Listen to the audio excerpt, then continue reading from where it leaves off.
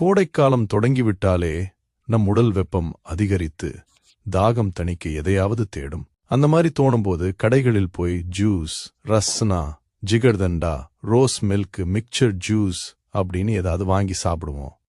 இதைவிட நம் பாரம்பரிய முறையில் செய்யப்படும் பானங்களே உடலுக்கு மிகுந்த நன்மைகளைத் தரும். கோடை காலத்தில் விளையாடி களைத்துப் போய் வரும் குழந்தைகளுக்கு தாகத்தை தணிக்கக்கூடிய சத்தான சுவையான இந்த முலாம்பழம் தேன் ஜூஸ் செய்து கொடுங்கள். கண்டிப்பாக விரும்பி குடிப்பார்கள்.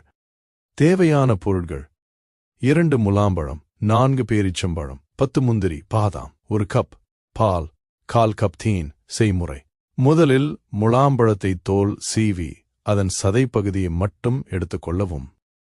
1 கப் பால் எடுத்து அதில் பேரிச்சம்பழம், பாதாம் மற்றும் முந்திரி சேர்த்து அரை மணி நேரம் வரை ஊற வைத்துக் கொள்ளவும்.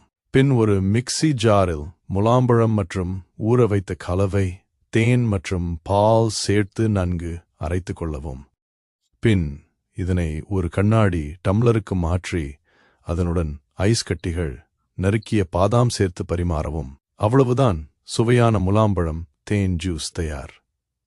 இந்த தகவல் உங்களுக்கு பிடித்திருந்தால் உங்கள் நண்பர்களுடன் பகிர்ந்து கொள்ளுங்கள். உடல் பற்றிய அடிப்படை புரிதல் ஏற்பட்டுவிட்டால் ஆரோக்கியம் என்றும் இலவசமே.